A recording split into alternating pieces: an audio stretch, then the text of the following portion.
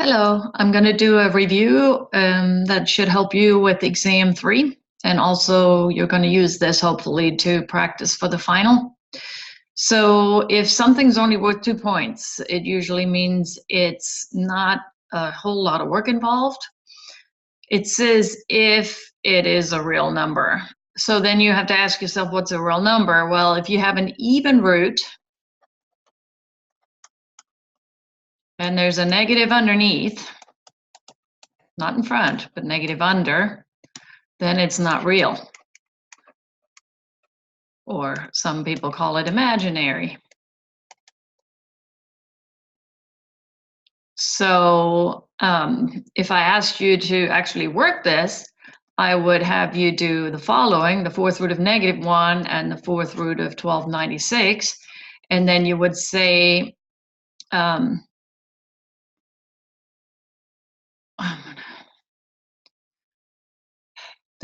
this is not real. And then you would continue working on this one. So in this case, you just say it's not a real number, okay? Now the next one,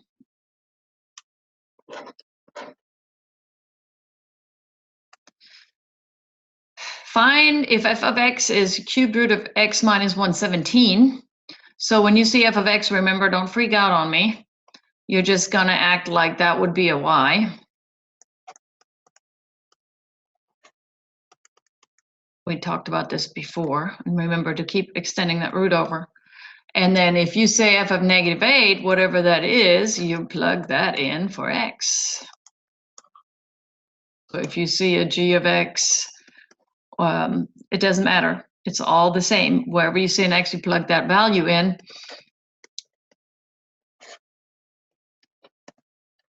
Then you get y equals the cubed root of -125. And that can be simplified as the cubed root of -5 cubed. 5 times 5 is 25 times 5 is 125. And then these two match. What does that mean from the previous video? Then this comes out. Or you can say f of x is -5. Not x is -5. X was -8. So what this really means, if I asked you to graph it, you would say, hey, when x is -8, y is -5. And that's your x and y pair. So next one. I'm trying to go fast because this is, I'm trying not to make it super long as far as the video. Use radical notation. What does that mean?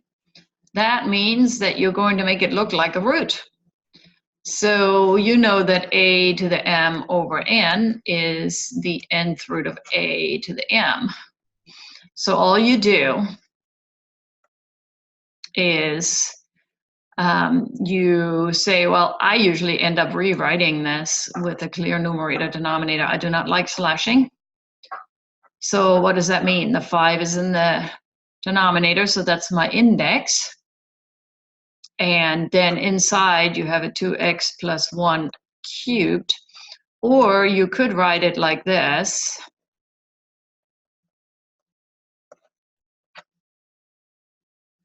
So that's up to you. Either way is fine. That's all you're supposed to do. And again, it says 2 points, so don't get crazy and try to do a bunch of stuff. Write with positive exponents. Okay.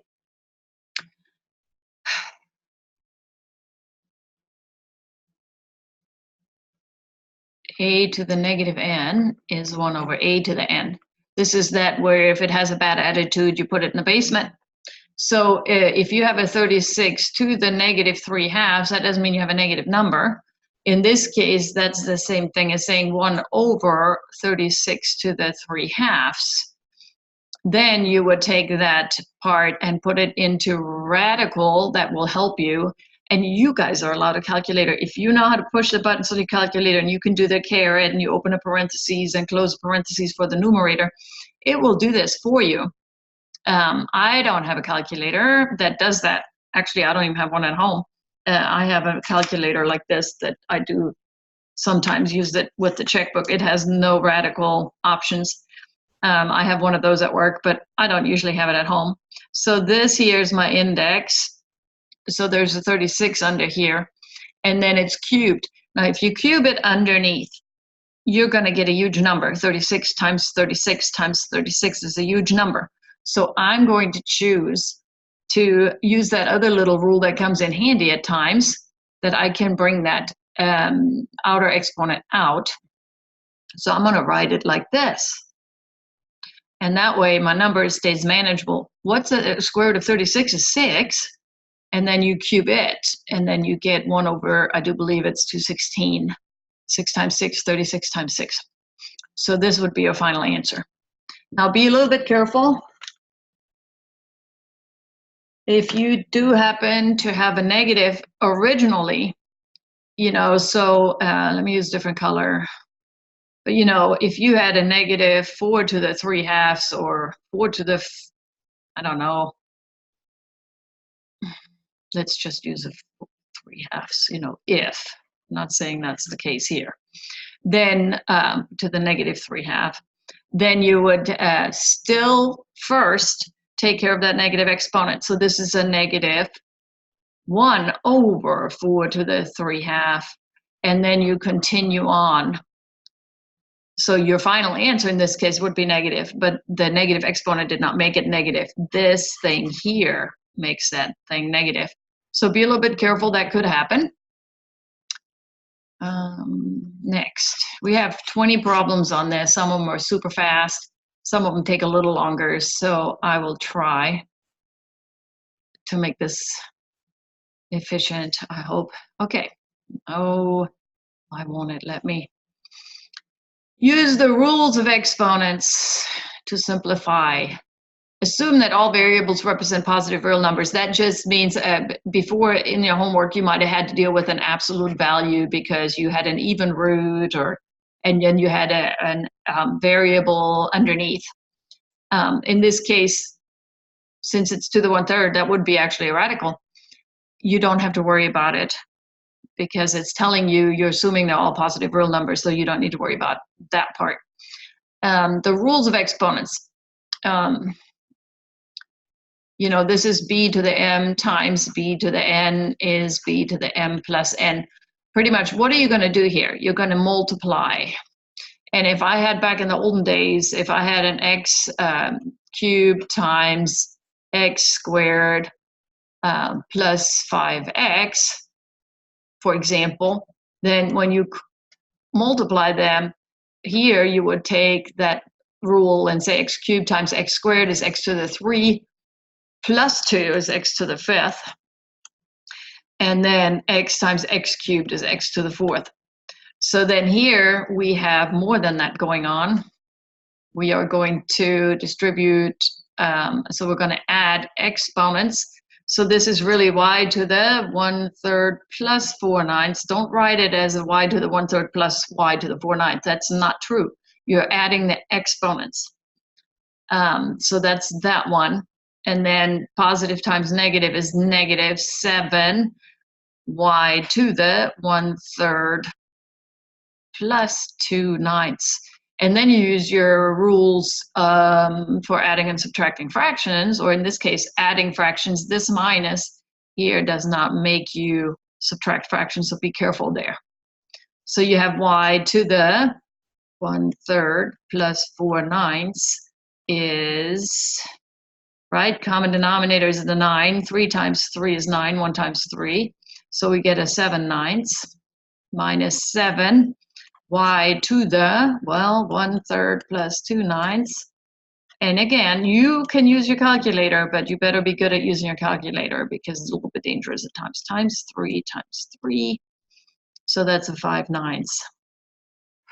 And remember, those are not like terms. People on ground on this test, they want to combine those two. When can you combine terms? You have to have the same variable and the same exponent, and that's not happening here. So next, use the quotient rule. I did this in the last video. Quotient rule just means that you can put, if the index matches, you can put it under N54 So I would make it look like this at first. And then I would say, well, what's 54 divided by 6? That's probably a 9. My radicals look terrible. My roots. X to the 11th over x, well, there's 11 upstairs, there's 1 downstairs. If I subtract them, I have 10 technically upstairs. Or you can say I'm going to cancel common x's, I'm going to have 1 left upstairs technically. And that then leads to square root of 3 squared. We need an exponent of 2. We need that 2 here. So what has to be here? 5, because 5 times 2 is 10. And then what comes out? 3, and x to the 5th, what stays under? Nothing. Next. Now I'm supposed to add or subtract. Now remember this, to add or subtract, you have to have this like terms. Both the index and the radicand have to be the same. So the root and the thing underneath has to be the same. So we're going to take these and see if we can do anything to it. Square root of 6a, I can't do anything to it. Nothing's going to come out. There's 1, 2 in there, 1, 3, and 1a. But maybe I can simplify that. 54, 54, make a tree. 54, 6 and 9, 3 and 3, 2 and 3. So I have 2 times 3 cubed. 3 cubed, I'm going to take into 3 squared times 3, and I have an a. Hopefully that helps you if you had trouble before. But you know, I want the exponent to match my index, so I'm going to split it into the 2 and then the 1. So I have 3 3s here and 1 of the 2s. Okay, and then I have a plus 6 square root 24. You might not need this. Some of you might need this. 8 times 3 is 24. So that's a 2 squared times 2 times 3. And I have an a hanging around there. And I extend my root over. And then I keep simplifying. What comes out? The 3, this guy, what stays under? The 2 times 3a, which is a 6a. And now I'm starting to see that this is going to turn out okay. The 2 comes out because that matches my index. What stays under? The 2 times 3 times a, which is 6a. Then I have 2 times 3 is 6. 6 times 2 is 12. Then I have like terms. I have 1 apple minus 6 apples, or think dollars since we're going to go into the negative, plus 12 apples. They all combine.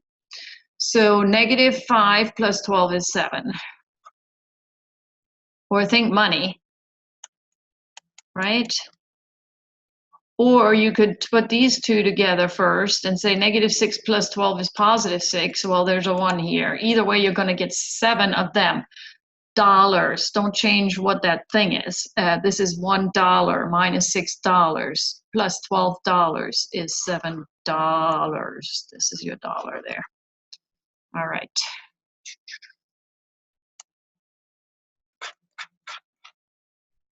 Clear. I hope I'm getting faster.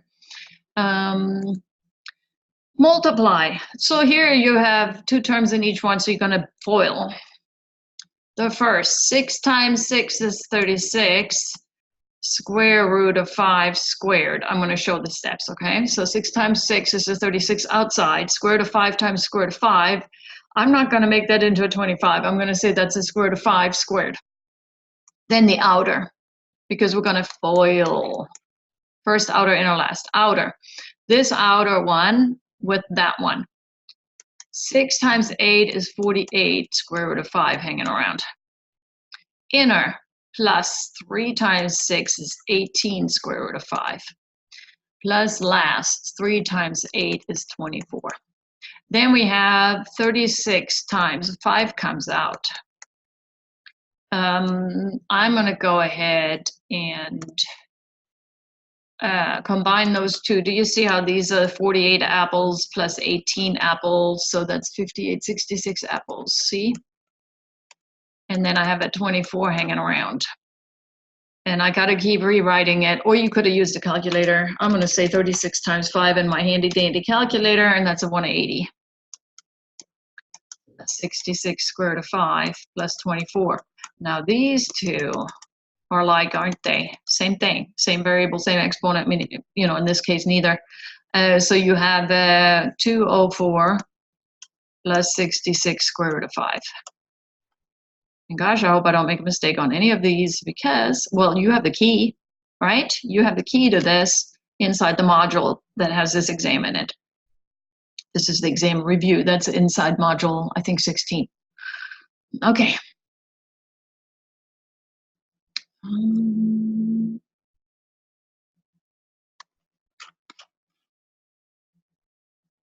should clear first and then drag, but that's okay. Rationalize the denominator. You can never have a radical in the denominator, and you can never have an I in the denominator. If you do, it means you have, you know, this is my numerator, this is my numerator. Neither one, these are both irrational, not rationalized. This one's even imaginary. That's twice as bad as irrational. So you're going to take, you're going to have to make that root disappear. Students struggle with this. I'm going to use my quotient rule. The nth root of A over the nth root of B is the nth root of A over B, and it goes in reverse as well. Sometimes it helps me to split it up. So this thing here is the cubed root of 10. There's nothing that's going to happen with that 10. There's nothing going to be inside that's going to come out. And then I have a cubed root of 9 is a 3 squared and an x squared. And then I need to get that stuff from under to come out. So I always ask students, hey, how many more do I need to make them come out? So if over here, for example, you had a fifth root of 2 squared, you know, I would ask you, hey, how many more do you need? You need the fifth root of 2 to the 5th to make that 2 come out. So you would say, hey, I need to multiply that by the fifth root of 2 cubed, so then I end up with 5.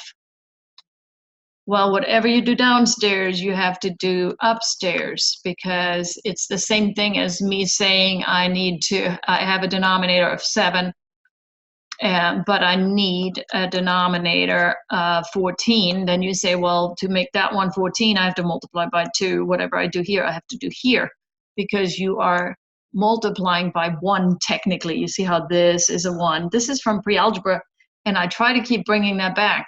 All those rules is what we're using right now. This is just essentially, I'm multiplying this by 1, so I'm not changing the original value. So you're going to do the same thing with this here. Oh, let's use brown. Orange is nice. So I'm going to say, well, how many do I have under? And my index is 3. How many more do I need? My goal is to have 3 of them, because I need my index to match my exponent. Do you see? I need this. So I have to think ahead a little bit. Well, I have 2 of each. I need 1 more. And then you say, well, I can't change the original expression. Whatever I do downstairs, I have to do upstairs. So upstairs, you're going to get the cubed root of 30x, 10 times 3x, right? Because you can go under when you're multiplying. And then I'm going to go back to green.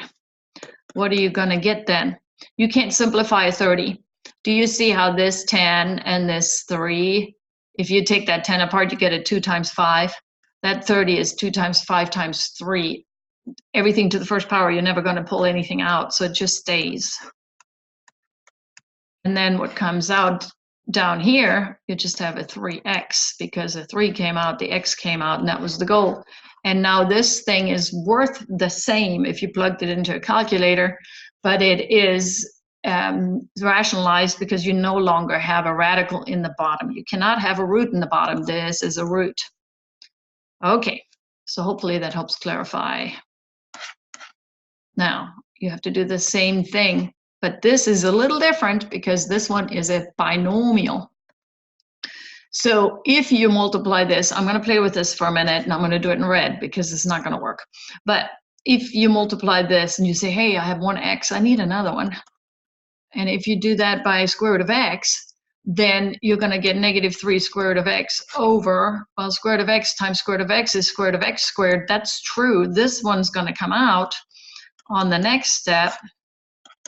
However, my problem is I multiply this through, and then I get a plus 5 square root of x. So I have a plus 5 square root of x. Do you see how now you still have a radical in the bottom? That didn't help you at all. So then I usually have students in class tell me what they think, and they say, well, let's just multiply it by itself. Because that works when you have a monomial, depending on the index. But if you do that, what's going to happen to the bottom? You're going to get square root of x times square root of x is square root of x squared, which is x, true, the x comes out. But then you have plus, because you're foiling, plus 5 square root of x, plus 5 square root of x, plus 25. So these two here combine into 10 square root of x. Do you see how you still have a radical in the bottom? Still not going to work. I show you this because this should help you brainstorm and come up with the answer or how to work it. You need to use multiplied by the conjugate.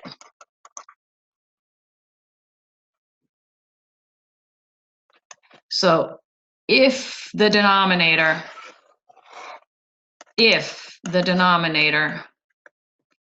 is a binomial, okay? Because what you need is you need for those middle terms to cancel. This is where back in the previous chapter, you had a plus b times a minus b is a squared minus ab plus ab minus b squared. These two cancel. So then you just have the squared and the squared. And in this case, I would bring it out from the root.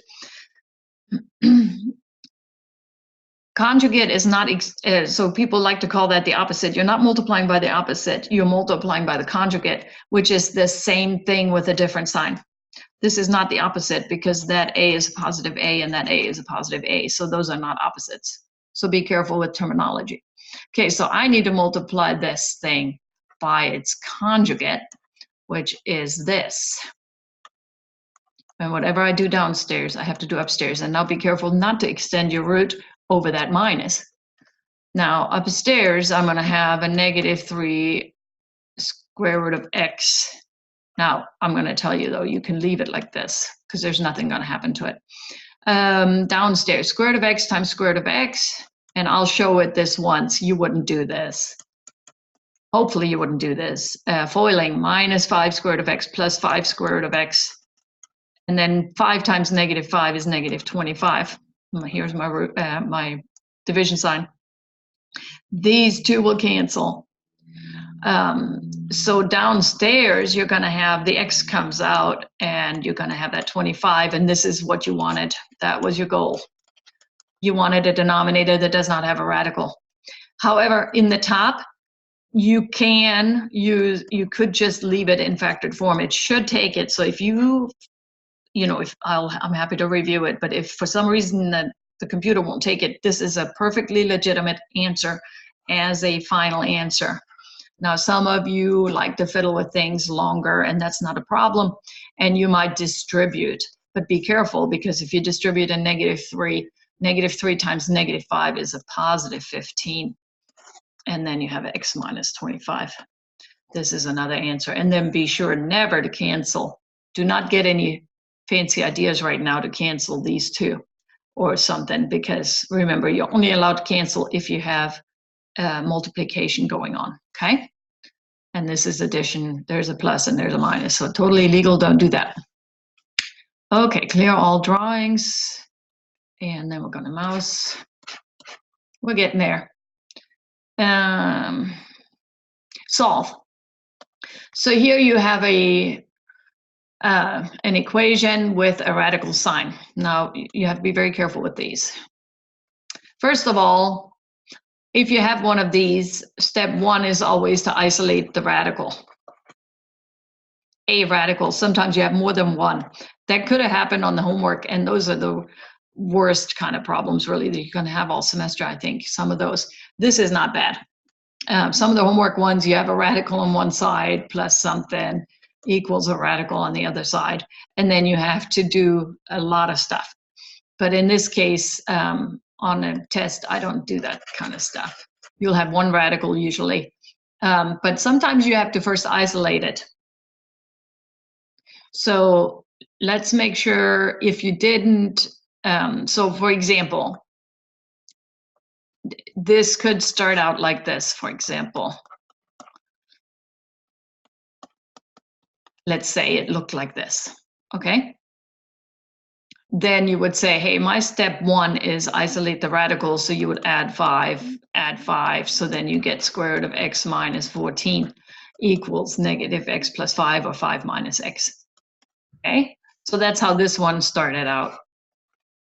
Just in case, if you happen to have that happen to you, you always isolate the radical first, then you use the power rule. Step 2 was power rule. And what that means is you're going to take this to a power that matches the index. So in this case, the square root, the index is a 2, so you square it. If this were a cubed root, you would have to cube it to bring it out from under. Whatever you do to the left side, you have to do to the right side. Now this thing here, don't make it worse than it is. It simply comes out. The 6x minus 14 just comes out of there because that exponent and that index undo each other. The other one, this is one of the main mistakes that happens. Do not do this. This is absolutely not true. It's a big, big no-no. People do it all the time. When you're squaring a binomial, this is that a minus b quantity squared is always a squared minus 2ab plus b squared. And what that means is if you FOIL it, you can always FOIL. So just FOIL it. You're taking this 5 minus x and you're squaring it, so you're multiplying it by itself. So if you FOIL it, you won't mess it up. 5 times 5, 25. Minus 5x minus another 5x. Negative x times negative x, positive x squared. Then you combine like terms, and then you get a 25 minus 10x plus x squared. Or you can call it x squared minus 10x plus 25, right?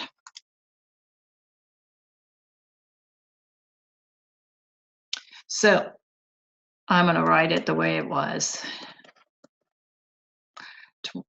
And this is that a squared minus 2ab, because it's a times b and double it, and then plus b squared. B in this case is an x. Okay, you can always FOIL, just FOIL. And now we're gonna, now we need standard form. Depending on what the problem looks like, but if it's a quadratic, you need x squared plus bx plus c equals 0.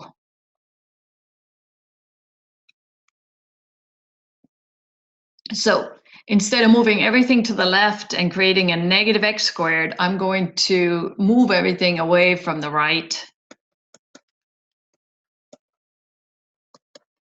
So I'm going to have 0 equals x squared. I'm going to put them in order. Minus 16x plus 39. And now I'm going to solve this. You can use the quadratic formula, which you have. If you scroll down on your final, on this exam, there is a quadratic formula on the one where you really need it. But here, I would really rather, you're not in that area yet, I would really rather you use factoring.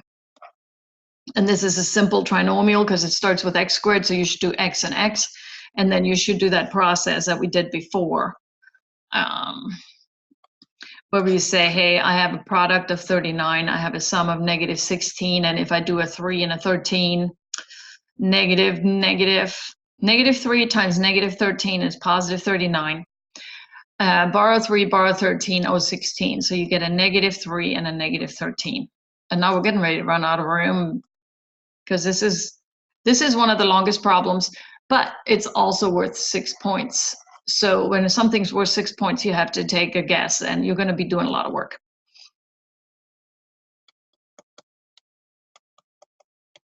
So on the first one, x is 3. On the second one, x is 13. Now, if they start radical, we're going to solve. Okay, so we did all that. And then the last step, do not forget to check. Mandatory on radicals. Absolutely mandatory, okay? If they start out radical, that's the one time you absolutely have to check it in case you have extraneous root. So I'm going to erase some stuff. I need room. And we're going to check our work.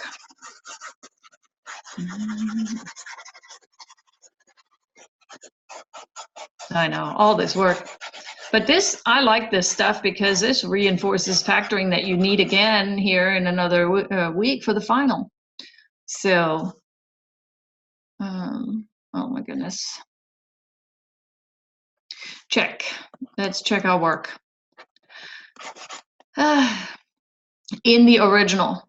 So what if x is 3? We would have 6 times 3 minus 14, all under the root,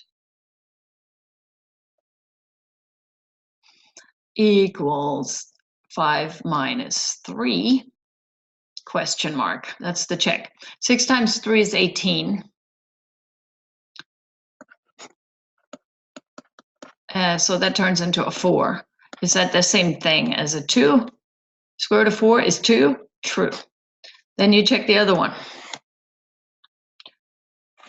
6 times 13 minus 14. Is that the same thing as 5 minus 13? Here I'm going to get a negative 8, and this right here actually will tell me that it's not going to work because nothing comes out from under a radical is going to be negative. It's impossible. But let's try it anyway. 6 times 10 is 60, 78 minus 14, 64. Square root of 64 is 8. Does 8 equal negative 8? False. So this is trash. And what you're going to say is, well, this is trash. X is 13, not true. So you have one final answer. But you don't always just have one. Okay? And sometimes if you have the same answer and neither one works, you have no solution at all. It just depends on the problem. So.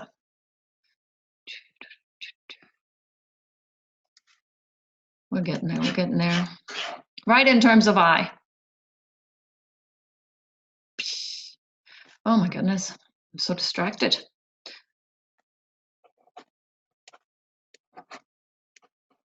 When you see a negative under an even root, you split it up.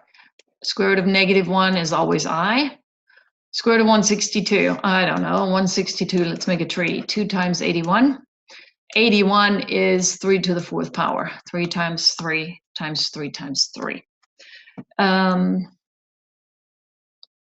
It's also, in this case, 81 is 9 squared, which is a little easier in this case. So you have lots of options here. You really should use your calculator, but 9 squared times 2 is 81 times 2, which is 162. I. The 9 comes out. The 2 stays under. Now I'm going to put the I in front of the radical. The computer should take either. 9 square root of 2i is okay to do, but a lot of times it's unclear whether you put the I under the radical or not. So we, especially in a classroom, prefer this because then even if you extend your root a little bit, there's never a question that I is not under the radical. Okay, add or subtract. You wouldn't believe how many people FOIL this thing. This is not a FOIL problem. You're not multiplying. This is subtracting. So the first thing you do is you need to distribute that negative sign. So you have 6 plus 8i. Negative times negative is positive. Negative times positive is negative. So be very careful not to FOIL this thing. And then you have common or like terms. 6 plus 9 is 15. And 8i minus I is 7i. And then be careful, it says in the form of a plus bi. This is the standard form for imaginary. You don't put 7i plus 15. You shouldn't, because it wants it in the form of real part first. This is real part first, and then the imaginary part. This is called a complex number. Okay, 14. Now we're multiplying. If you multiply, you're foiling. 4 times 8 is 32. I'm just waiting to make a minor mistake.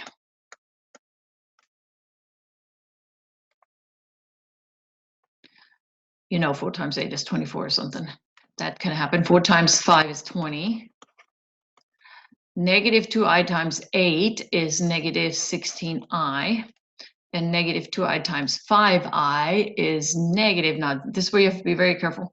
Negative times positive is negative. True. 2i times 5i is 10i squared. Now, you can never leave anything with an I squared. I moved a chair. You can never leave an I squared. If you have imaginary, your final answer is always a plus bi. So I squared is not an option. So you need to know that I squared is always negative 1. So the square root of negative 1 is I squared is negative 1. I cubed is negative I. And I to the 4th is 1. And this is my favorite here. Everybody's favorite, this I to the 4th. We'll talk about that when we get to powers of I. But if you have to memorize anything, you need to memorize these first two. Because if you do these first two, you can do everything else. If you think about it, I times I squared is I times negative 1, because we just said I squared is that negative 1, which is negative I. You see what I mean? You can come up with the I cubed all by yourself if you have the first two. And then the I to the 4th, well, I squared times I squared is I to the 4th. Well, I squared is negative 1. I squared is negative 1. And negative 1 times negative 1 is positive 1. You see? So you need those first two. You have to memorize them. I'm not letting you have those. I'm giving you the quadratic formula. That's it. Okay. So here now we're going to, before we combine like terms, or you could go ahead and combine those i's, but I'm going to leave everything alone. And I'm going to fix this. This is a negative 10. I squared is a negative 1. So you have a 32 plus 20i minus 16i plus 10. This is dangerous. That's why I was talking about how you have to be very careful. Students like to take shortcuts. It's not a good idea. 32 plus 10 is 42. 20i minus 16i is 4i. Final answer.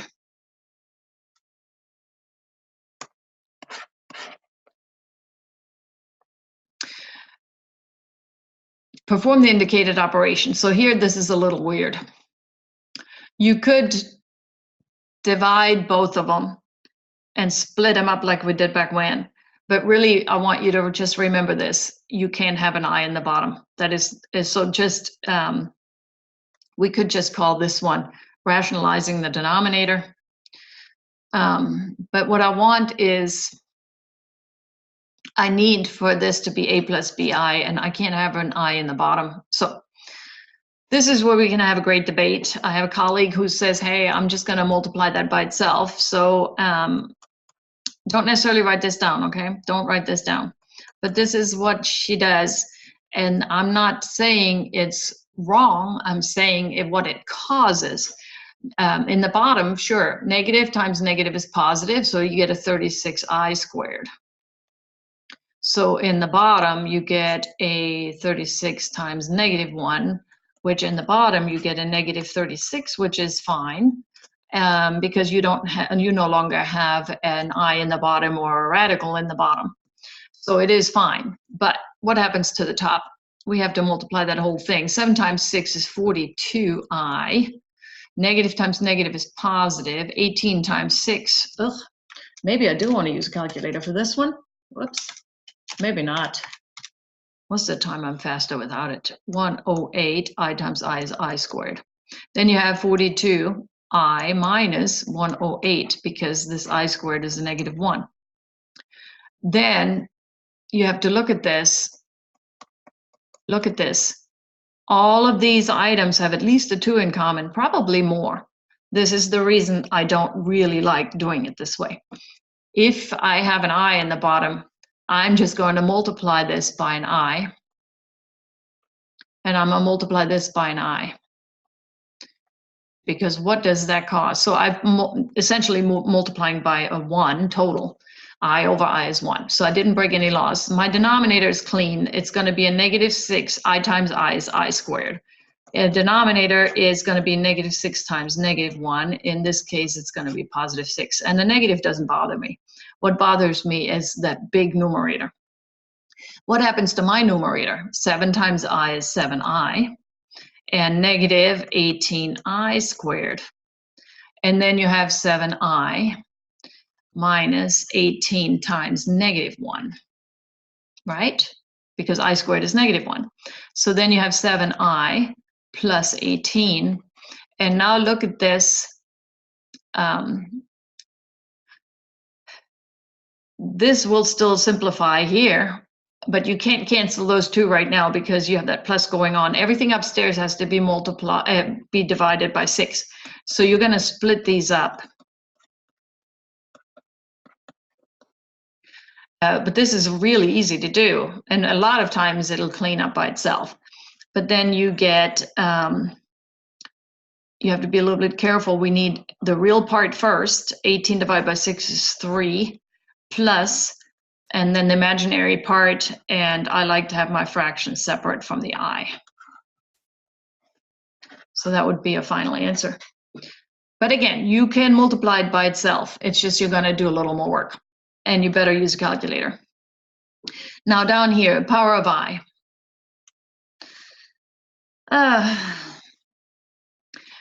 The power of I. Do yourself a favor and just memorize this. The easiest thing is you want to split whatever you have into 1 that's evenly divisible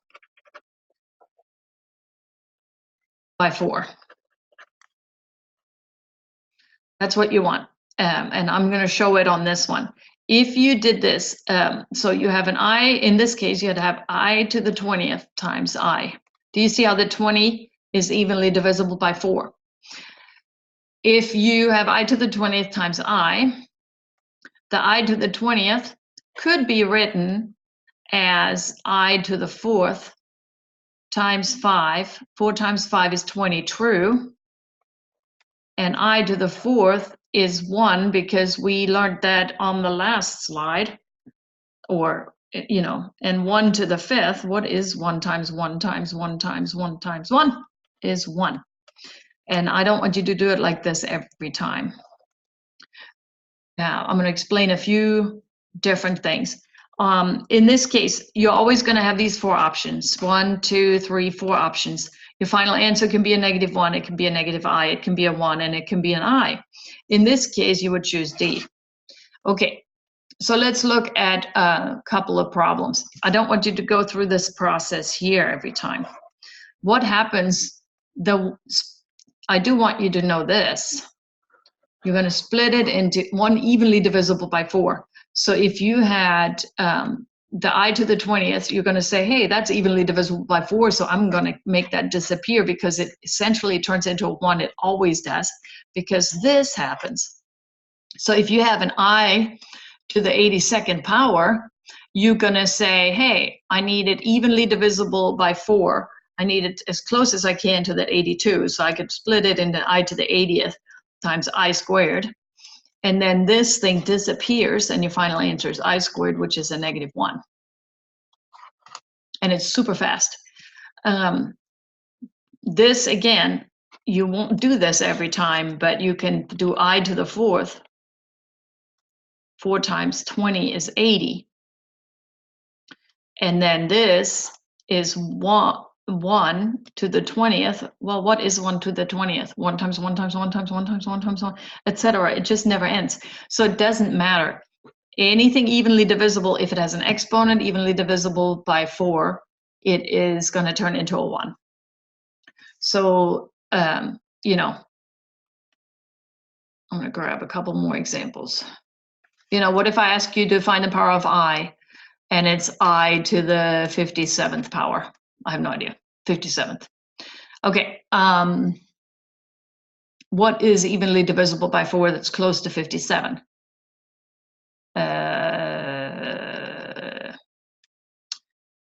I to the,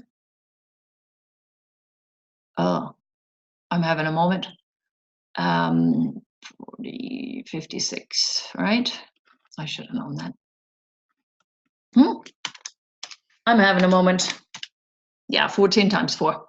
Okay, so this thing turns into a 1, and 1 times I is I. So in this case, your final answer is I to the 102nd. Could be split into I to the 100, evenly divisible by 4. 4 quarters makes 100, times I squared. This turns into a 1. Final answer is -1, because I squared needs to be simplified into -1. Sometimes you have an I cubed, if you have I to the 83rd power, you have I to the 80th times I cubed. So then you say, well, that thing is a 1, and I cubed, we learned before, I cubed is -I. That was on your previous, so you might want to have a little deal of that while you're practicing these. So this one's a -I. You see, and here's a -1, and then the one that's completely evenly divisible. What if I told you I to the 120th? You would say, well, that is evenly divisible by 4, so the whole thing turns into a 1. These are the 4 options you have. 1, 2, 3, 4.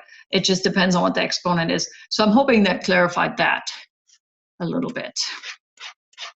We're almost done. I'm almost done. I'm just about done.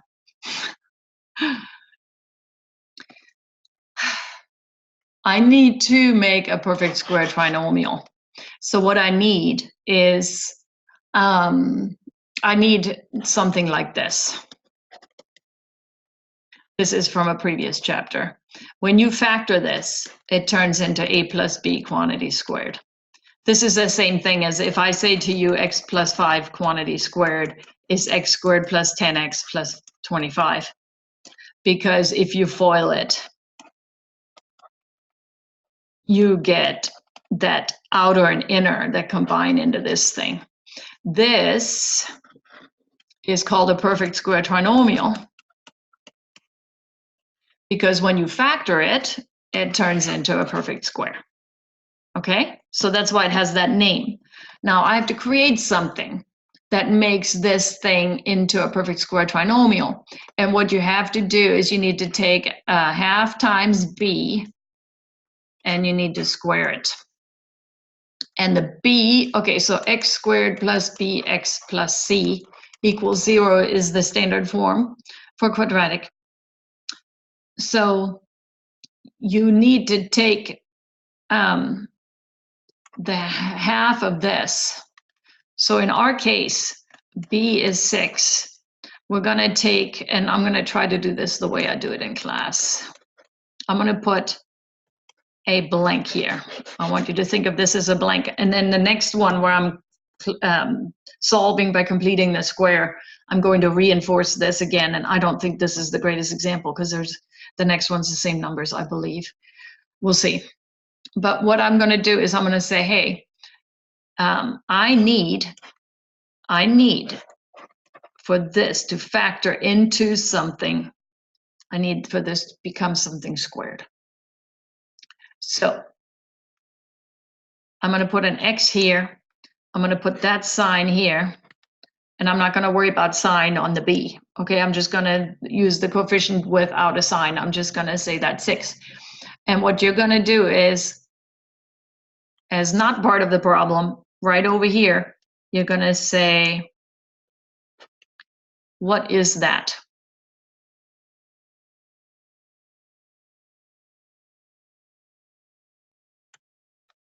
What is this? 6 times 2, 6 times a half is 3, right?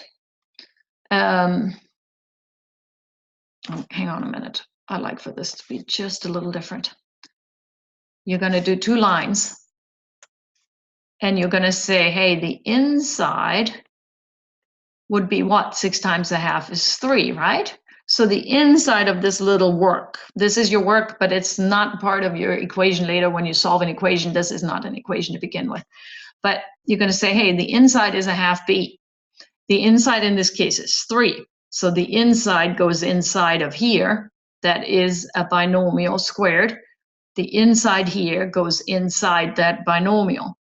The outside, what is on the outside, is 9, because 3 squared is 9.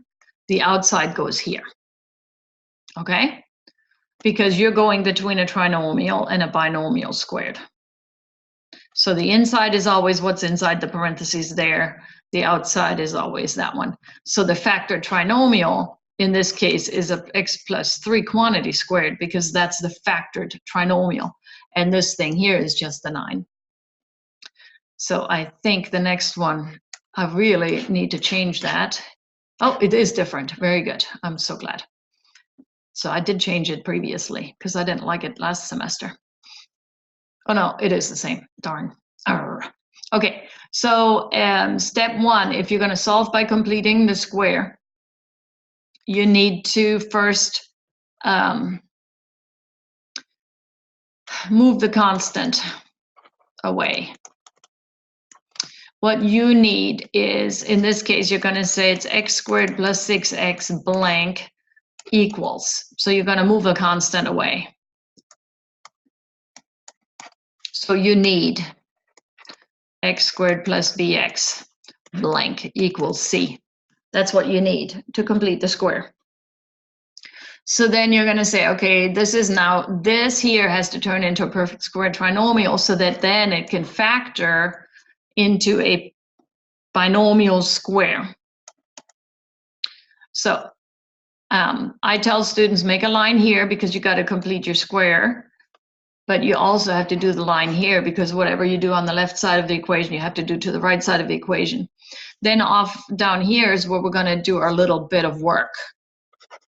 So inside, for now, we have an x and we have a plus. Yeah, this is why I don't like this one. I don't know. I didn't recognize it right away. It's the same thing again. But that's okay. What is our b in this case? A 6. What is inside? 6 times a half is 3. What is outside? A 9. That 9 goes here. That 3 goes here. I put a line over here so I don't forget, because if I do it one side, I have to do it to the other. So I didn't really change as far as values when you deal with the equation. So what is -4 plus 9 is 5. Now, why did I do all of this stuff? Because then, so steps. Step 1 was move the constant. This is what you need. Step 2 is complete the square. Meaning create a perfect square trinomial. And then step 3 is factor, which is this line. So that's this one. This is this line. And now you're going to use the square root method.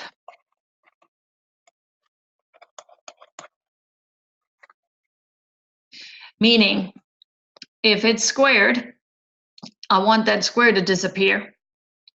I'm going to take the root of this side, and I also have to take the root of this side, and then I'm going to squeeze a plus or minus here. The square root method is if x squared equals k, then x equals plus or minus square root of k.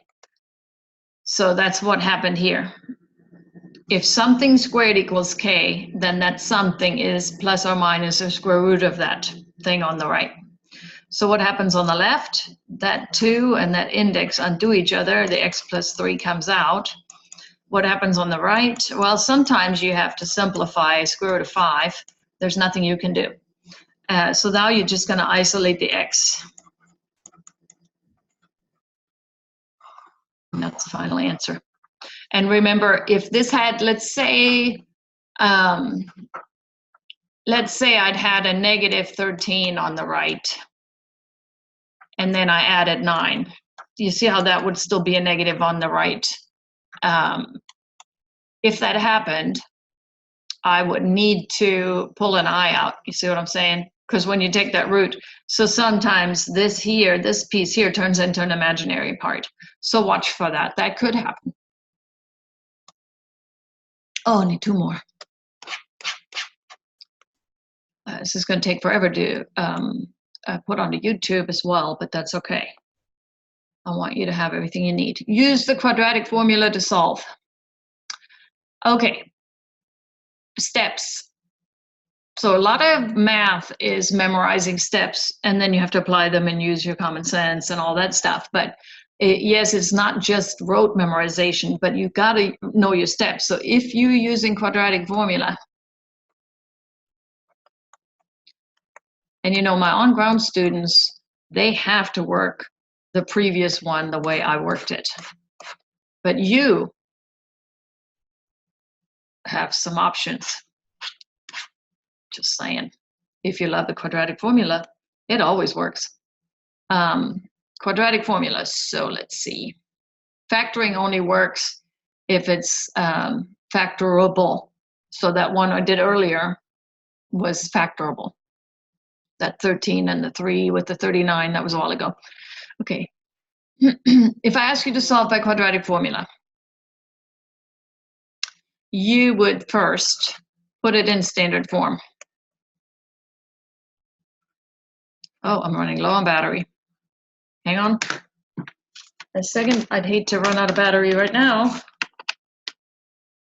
There. Back. We're back.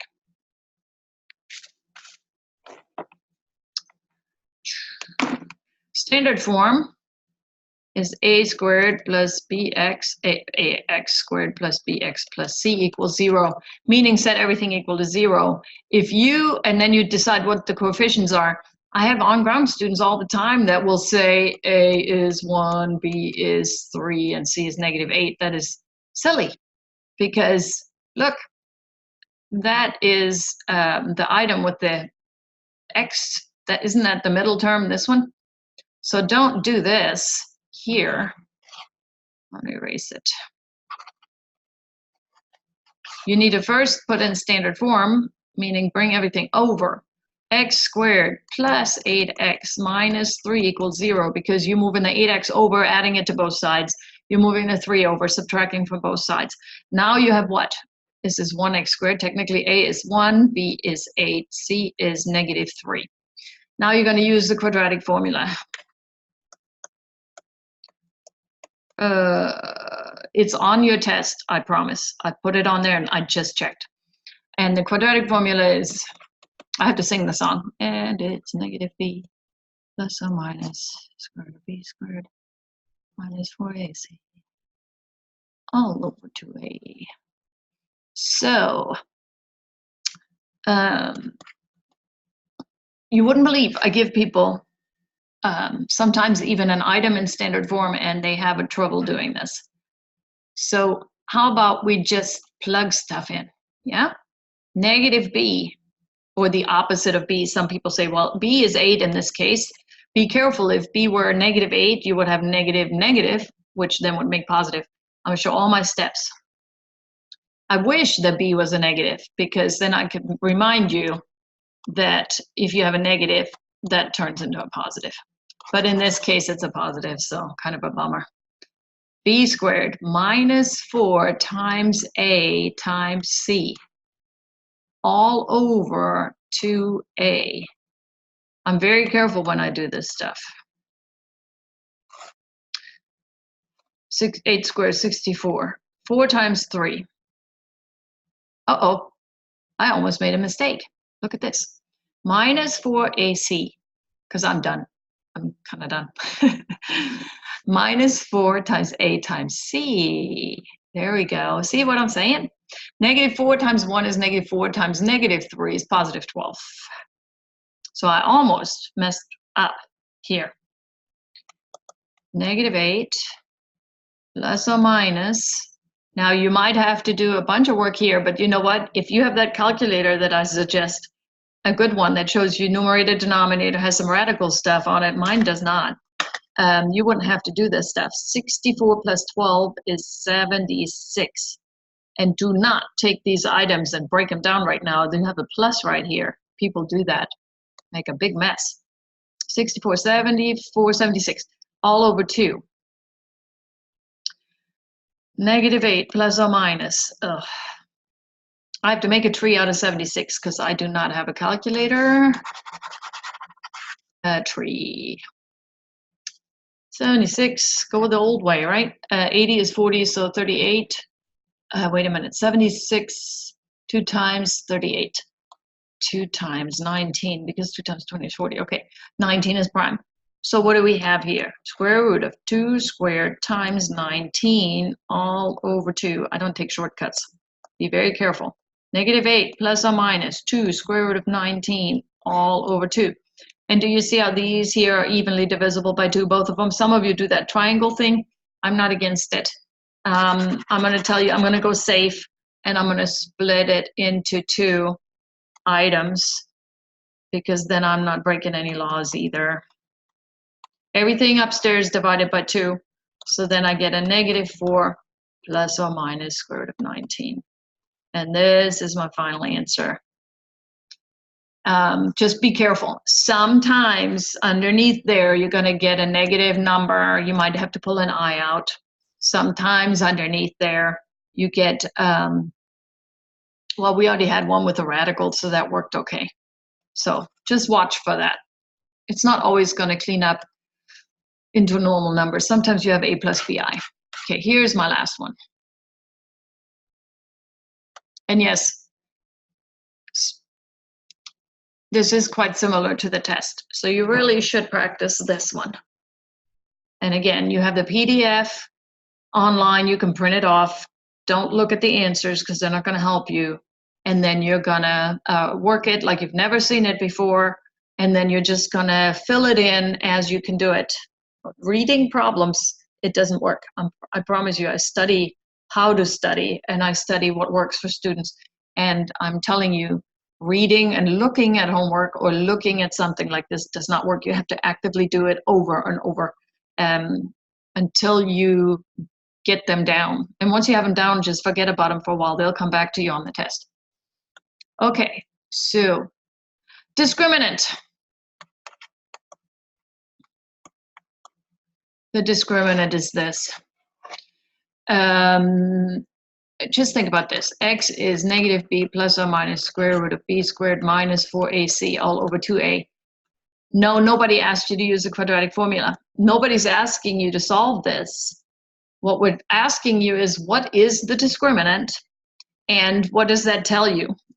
So you need to think about this. This is that piece from the formula that has nothing to do with the root, because all the time people do this. They put like square root of whatever, 76, like on the last one. And I'm going to say that is not true. The discriminant is never a square root, because the discriminant is the thing under the root. Okay? This usually helps students. Under the root. Meaning you don't look at the radical as part of it. So what you need to do is you need to put this in standard form. Sometimes you have to put it in standard form still, okay? So if this original were like w squared minus 3w equals -4, you better bring that thing over and create standard form before you start fiddling with a's, b's, and c's. But in this case, what do we know? A is 1, b is -3, and c is 4. And then you're going to say, well, d is b squared minus 4ac equals, and then you just plug that in. B is -3. Be very careful to use parentheses. Makes all the difference in the world. -3 squared is -9. -3 squared is +9. So don't mess those up. This case, the b is squared. The b is -3. Minus 4 times a times c. So what do you get here? -3 squared is -3 times -3 is 9, minus 16. And that discriminant is -7. That would be an answer for the discriminant. Now, what does that mean? Think about it if it were over here. Inside here, let's say, this thing, no matter what this is, no matter what this is, if this is a square root of a negative, wouldn't that make an I? You see what I'm saying? That would cause an I. I is imaginary. What does imaginary mean? Non-real. Okay? If the discriminant, so if the discriminant, let's say it's a 64. So if you have negative b plus or minus square root of 64 all over 2a, you know, and this is some number, this is some number. But what would happen here? Square root of 64 is 8. It would come out. What does that mean? No more radical. So you would have two rational solutions.